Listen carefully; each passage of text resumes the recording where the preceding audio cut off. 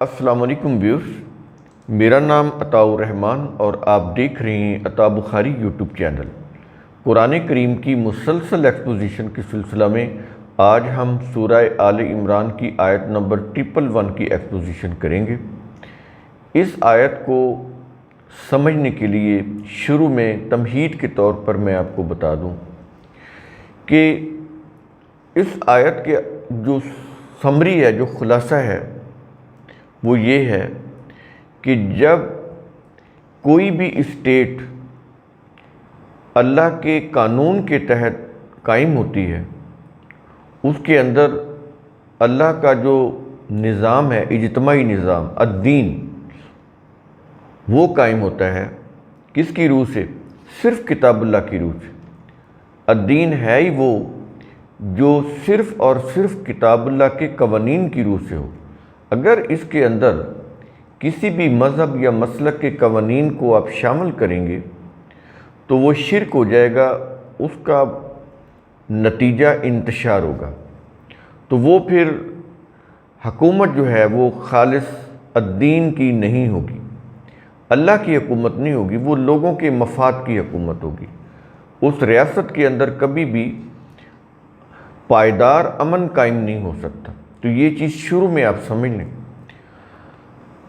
کوئی بھی ریاست جس کے اندر اللہ کے قوانین خالص شکل میں نافذ ہوں، ان کے ساتھ کوئی اور مذہبی مسلکی قوانین شامل نہ کیے گئے ہوں، صرف اللہ کے قوانین کی روح سے اس کا جو الدین ہے اس کو نافذ کیا گیا ہو، تو ایسی ریاست کے اندر انصاف بھی ہوگا اور امن بھی ہوگا۔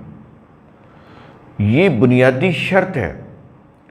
اس سے آپ ہٹیں گے، اپنے مسلک یا کسی بھی مسلکی فقہ، جو شریعت، جو بھی آپ کہہ لیں، اس کی روح سے ریاست کا قانون بنائیں گے تو اس میں تو پھر نہ عدل ہوگا نہ امن ہوگا، دونوں چیزیں ہی نہیں ہوں گی۔ ظاہر ہے یہ بنیادی چیزیں ہیں کسی بھی اسٹیٹ کے اندر، جب یہ نہیں ہوں گی تو پھر آگے انتشار بھی ہوگا، بد امنی بھی ہوگی، بے انصافی بھی ہوگی، ظلم بھی ہوگا، کسی کو اس کی جو صلاحیتیں ہیں اس کو استعمال کرنے کا موقع بھی نہیں ملے گا، بدترین ڈکٹیٹرشپ ہوگی، بدترین آمریت ہوگی۔ یہ ساری چیزیں، یہ سارے جتنے بھی مسائل ہیں وہ پھر اسی طرح جنم لیں گے۔ تو شروع کرتے ہیں۔ کہا یہ جا رہا ہے لَن يَضُرُّكُمْ إِلَّا أَذًى، وہ تمہیں ہرگز کوئی بڑا نقصان نہیں پہنچا سکیں گے سوائے تھوڑی سی تکلیف کے۔ کون؟ جو لوگ بھی اس اسلامک اسٹیٹ یا مملکت اسلامیہ یا اسلامی حکومت کے خلاف جو بھی باطل قوتیں ہیں، اگر وہ کوئی شر پسندی کریں گی تو قرآن یہ کہتا ہے کہ ٹھیک ہے، معاشرے میں ہر طرح کے لوگ ہوتے ہیں، کر سکتی ہیں وہ شر پسندی باطل قوتیں، لیکن اس سے تمہیں کوئی تھوڑا بہت نقصان ہو سکتا ہے، کوئی تکلیف پہنچ سکتی ہے، لیکن بڑا ضرر، بڑا نقصان تمہیں نہیں ہوگا۔ کیوں نہیں ہوگا؟ اس لیے کہ اس اسٹیٹ کے اندر اللہ کے قوانین کی حکومت ہوگی، اور ان قوانین کی حکومت کی وجہ سے وہاں پر عدل و انصاف بالکل بغیر کسی رو رعایت کے نافذ ہوگا۔ کوئی بڑا ہو، چھوٹا ہو، امیر ہو، غریب ہو، سب کے لیے یکساں انصاف ہوگا، عدل ہوگا۔ اور عدل بھی کون سا؟ قرآن نے خود کہا ہے وَيَعْدِلُونَ بِهِ، یعنی عدل بھی وہ قابل قبول ہوتا ہے دین کے اندر، بھی جو قرآن کے قوانین کی روح سے ہو، اپنے مفاد کے لیے یا اپنے کسی مذہبی قانون کے تحت یا اپنی کسی معاشی سیاسی فائدوں کے لیے عدل نہ ہو، وہ عدل نہیں کہلائے گا۔ اس کے لیے آپ کتنا بھی بڑا کوئی عدلیہ کا سیٹ اپ بنا دیں، کتنی مرضی وہ آپ بڑے مہنگی ان کو مراعات دے دیں، قیمتی ان کو چیزیں دے دیں، ان کے بینیفٹس رکھ دیں، بڑے بڑے ججز، عدلیہ جو کچھ مرضی کر لیں، لیکن عدل اگر قرآن کے قوانین کے مطابق نہیں ہوگا،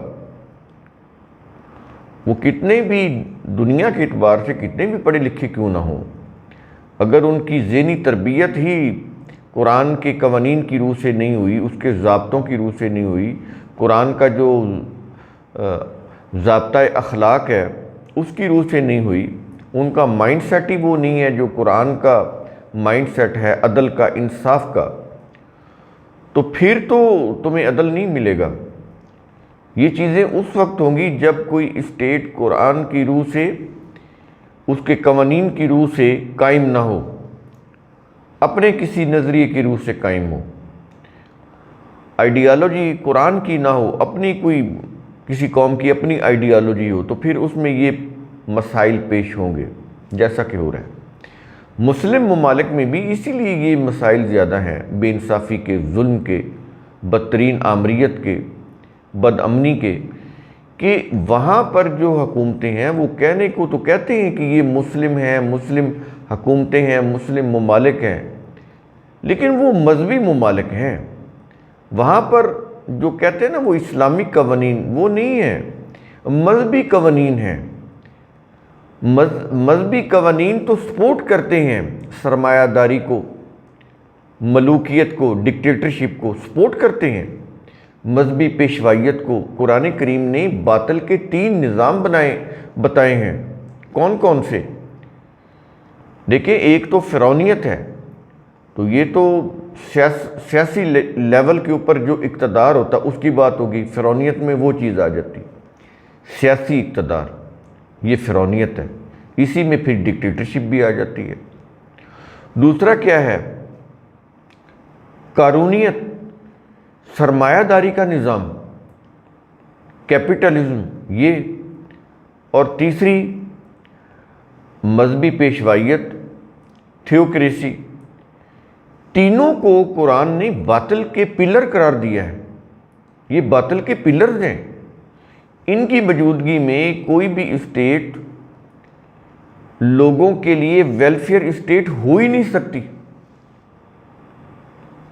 یہ بنیادی چیزیں ہیں، یہ بیسک کانسیپٹ ہیں جو سمجھنے ضروری ہیں، تب جا کر سمجھ آئے گا کہ قرآن کریم کہتا کیا ہے۔ تو اس طرح کی باطل قوتیں کسی بھی معاشرے میں ہیں، تینوں نہیں ہوں گی تو 2 ہوں گی، 2 نہیں ہوں گی تو 1 ہوگی، یا تینوں ہی ہوں گی، موسٹلی تینوں ہی ہیں، یعنی آمریت بھی ہے،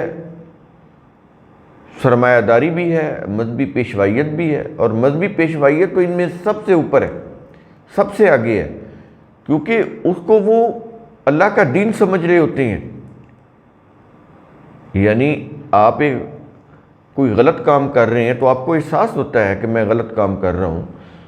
مذہبی پیشوائیت کی روح سے جو بھی چیزیں رائج ہوتی ہیں، لوگ ان کو ثواب سمجھ کے کر رہے ہوتے ہیں، تو اس میں تو بہتری کی بھی کوئی گنجائش یا امید نہیں رہتی، وہ تو اس کو صحیح سمجھ کے کر رہے ہوتے ہیں، اس لیے یہ ان سے بھی زیادہ بدترین ہے۔ پھر یہ کہ جو مذہبی غلامی ہے، ریلیجس سلیوری، یہ تو یوں کہہ لیں کسی بھی ذہنی غلامی سے، کسی بھی جسمانی غلامی سے، کسی بھی آمرانہ جو غلامی ہوتی ہے اس سے کہیں زیادہ مہلک اور تباہ کن ہوتی ہے، جس میں انسانوں کو احساس ہی نہیں ہوتا کہ ہم کتنی بڑی ضلال مبین میں مبتلا ہو چکے ہیں، کتنی بڑی پستیوں میں ہم گھر چکے ہیں۔ تو یہ چیزیں ہیں اس کے اندر، اس لیے وہ یہ کہہ رہا ہے کہ اگر اسٹیٹ کے اندر اللہ کے قوانین ہو، اس کا الدین نافذ ہو، اور حکومت اس الدین کو فالو کرتی ہوئی لوگوں کے لیے ویلفیئر کا کام کر رہی ہو، اس میں بنیادی چیزیں کیا ہیں؟ عدل و انصاف، امن و امان، لوگوں کے لیے روزگار، ان کے لیے ان کی جو صلاحیتیں ہیں، ان صلاحیتوں کو کہ وہ استعمال کریں، لوگ جو بھی خدا نے ان کو صلاحیتیں دی ہیں اس کے لیے مواقع مہیا کرنا، تو اس میں تو پھر ان کا روزگار آ جاتا ہے، ان کے بیسک رائٹس ان کو پرووائڈ کرنا. تو یہ چیزیں اگر کسی بھی اسٹیٹ میں ہو رہی ہوں، جیسا کہ اسکینڈینیوین کنٹریز میں ہے، باقی ممالک میں جو ویسٹرن ممالک ہیں ان کے اندر بھی ہیں، جیسے کینیڈا ہے، آسٹریلیا ہے، امریکہ ہے، فرانس ہے، یو کے ہے، تو ان میں ہیں یہ چیزیں. تو وہ اتنی ہی زیادہ دیکھیں وہ کنٹریز سٹرونگ ہیں، ان کے جو عوام ہیں اپنے ملک کے ساتھ وہ وفادار ہیں، اپنے ملک کے قوانین کی وائلیشن نہیں کرتی وہ قومیں. تو دیکھیں یہ ایک ایگزامپل ہے آپ کے سامنے. اگر وہ مزید اسی طرح مسلم ممالک بھی الدین کی روح سے ریاستوں کا نظام بنائیں، اپنی اپنی ریاست کا نظام بنائیں اور ان کے اندر خالص الدین قائم کریں، تو پھر کوئی بھی باطل قوت اس کے سامنے نہیں ٹھہر سکتی. ہاں تھوڑی بہت کو اذیت تکلیف پہنچا سکتی ہے، لیکن کوئی بڑا نقصان نہیں کر سکتی. ریاستی ادارے فوراً حرکت میں آ جائیں گے، اس کا سد باب کریں گے، عوام بھی اس کو سپورٹ کرے گی، کیونکہ عوام کی وہ ویلفیئر کر رہی ہوتی ہے وہ اسٹیٹ. اگر عوام کی ویلفیئر نہیں کر رہی تو پھر عوام ساتھ نہیں دے گی.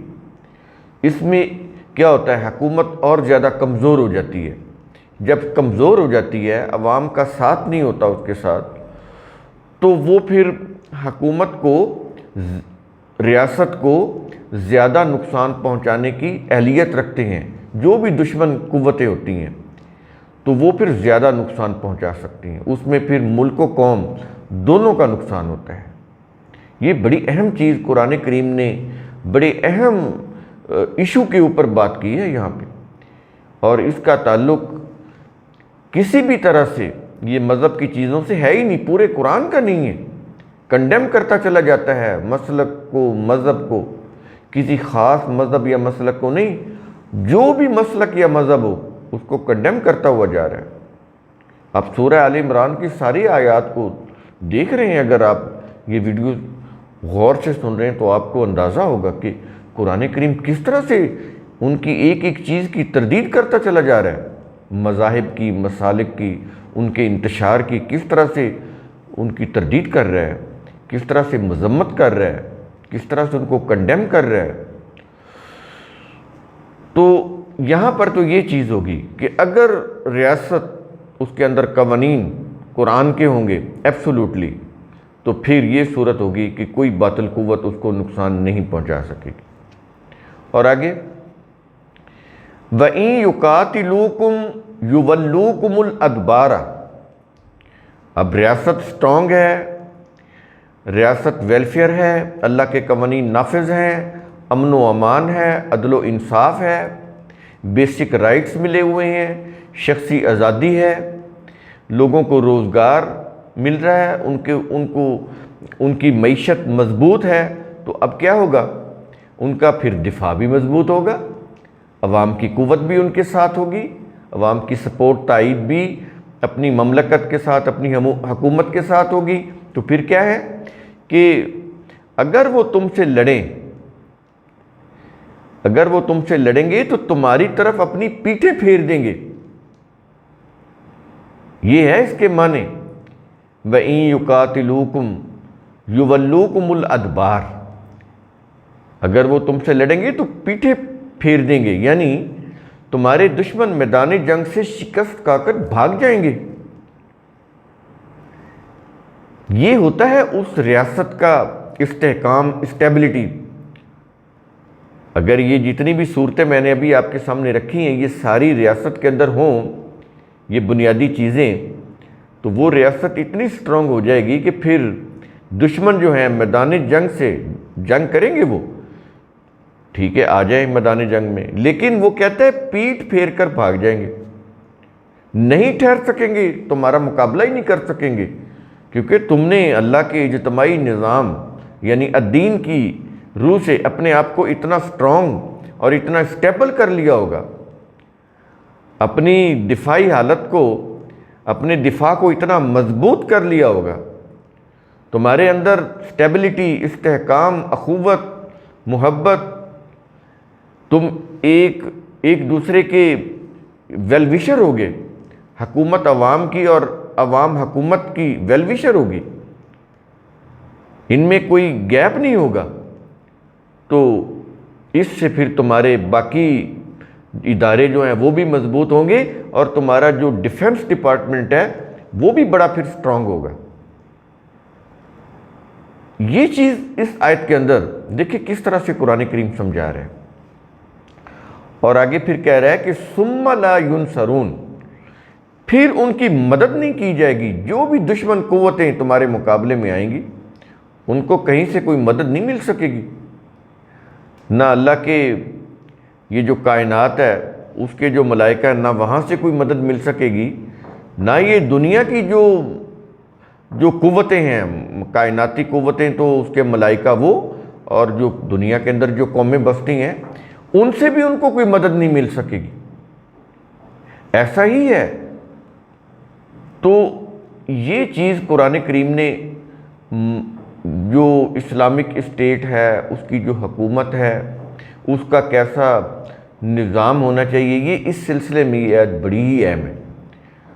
تو یہ چیزیں کسی بھی اسٹیٹ کے لیے کرنی بہت ضروری ہیں جو اس آیت کے اندر ہم نے بیان کی، اور اس سے پچھلی جو آیت ہے 110 اس کے اندر وہ سارا پروسیس بیان کیا گیا ہے، امر بالمعروف کا، نہی عن المنکر کا، ایمان باللہ کا، یہ سارے اس کے اندر بیان کیے گئے، اور ماڈل کن کو پیش کیا گیا ہے، پریکٹیکل ماڈل یا رول ماڈل صحابہ کرام، جنہوں نے نبی کریم صلی اللہ علیہ وسلم کے بعد حکومتیں، ریاستیں قائم کی، اور وہ عوام کے لیے کتنی بڑی ویلفیئر اسٹیٹس تھیں۔ تو یہ چیزیں تاریخ سے بھی مل جاتی ہیں، وہ تلاش کرنی پڑتی ہیں، کیونکہ تاریخ میں بہت سارا جو مواد ہے وہ ان کے خلاف ہی لکھا ہوا ہے۔ لیکن اس کے باوجود بھی جیسا کہ میں نے عظمت رفتہ کے اندر تاریخ کا وہ پہلو نکالا، وہ رخ سامنے لے کر آیا ہوں اس کتاب کے اندر، عظمت رفتہ کے اندر، جو آپ کو عام ہسٹری سے ملتا ہی نہیں۔ اور اگر آپ بیسک ہسٹری اٹھا لیں جیسے تبری ہے یا بلازری ہیں، یہی بیسک ہسٹری ہے ان کی، تو ان کے اندر وہ چیزیں اتنی مکس اپ ہیں کہ آپ ان کو علیحدہ ہی نہیں کر سکتے۔ تو میں نے وہ جو چیزیں ہیں جو کچھ بہتر ہو سکتی تھیں ان کو علیحدہ کر کے بتایا کہ یہ جو صحابہ کرام کے دشمن تھے، جو پرشیا کے مجوسی ہسٹورین راوی، تو دیکھیں ان کے قلم سے یا ان کی زبان سے بھی ان کے حق میں یہ چیزیں آ گئیں۔ تو اگر دشمن کی طرف سے کوئی چیز کوئی موافقت میں آتی ہے تو اس سے آپ خود اندازہ لگا لیں کہ رسول صلی اللہ علیہ وسلم کے صحابہ کا، ان کی حکومتوں کا، ان کی طرز حکومت، ان کا عدل و انصاف وہ کتنا بڑا ہوگا۔ تو قرآن کریم کا اصول ثم تفکروا، اس کی روح سے آپ خود بھی سوچا کریں، سمجھا کریں، غور و فکر کیا کریں۔ شکریہ۔